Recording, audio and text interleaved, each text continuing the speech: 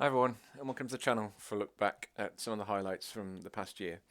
Um, when I started putting this video together, I felt like I hadn't really done as much modelling this year due to changing work commitments and sort of general lack of time. But looking back, I think I did okay compared to previous years. So in the past 12 months, I've managed to complete Hardendale, which is my small layout in a box based on Hardendale Quarry near Shap in Cumbria, despite a few setbacks along the way. Um, my Glasgow layout, Crow Road, is very close to completion. I just need to finish off the modern flats that sit opposite the modern traditional tenements and a few other little features, and then I'll be calling that complete. Um, I've started my latest Steam layout, St Bees, based on the station in West Cumbria, which come along quite nicely and gives me a chance to run prototypical steam trains, which I haven't really had before. And I did a few videos of how I made my furnace railway K2, and I also did another video on weathering an engine. And we've had quite a lot of running sessions, which were a lot of fun to put together. I hope you guys enjoyed them as much as I did making them.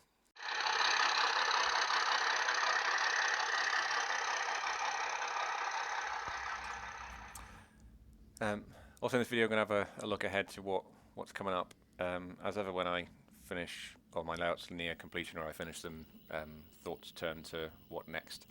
And I've really fallen in love with these scale model scenery layout in a box baseboards, as they're really easy to make, really well made and easy to store in the really useful boxes. And so I've been thinking what I could do with more of those. Um, One idea that's probably going to happen, because I already made a small start on it, is a small Inglenook style layout based on Preston Street Yard in Whitehaven in Cumbria in sort of the 90s and 80s and 90s. It's a site I've been thinking about modelling for ages, as it's got lots of character.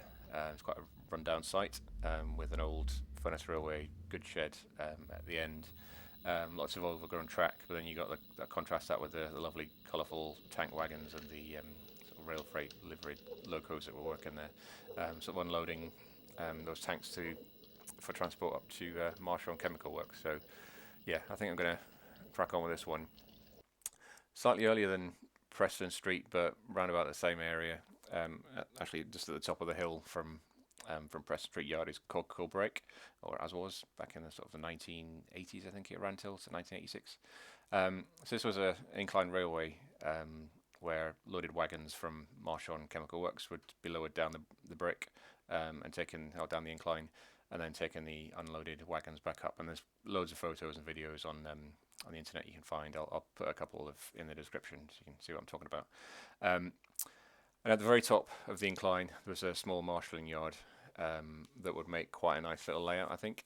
But the challenge here, I think, will be sort of working out whether a small shunting loco, which I've conveniently got in the pictures, it's a Hunslet shunter, and I've got one of those.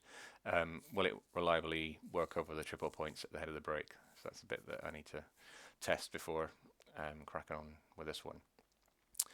The Brancy replacement, that's still on the cards, but I've been holding off that still because my son still really enjoys playing with it despite its faults.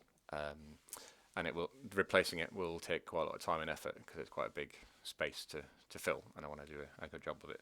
And at the moment, I think to do that, give that justice, it probably require all my time, all my focus, and I don't want to do that just now. I'm sure there'll be other ideas that come to fruition over the next 12 months.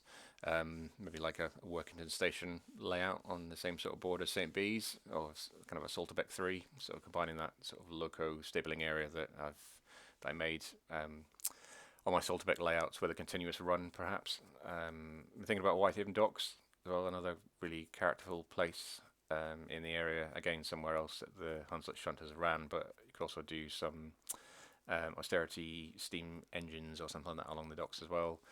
Haven't done well. Crow Road's kind of my first Scottish layout. I'm kind of keen to do more, but maybe a West Highland layout, maybe, not sure. But yeah, we'll see.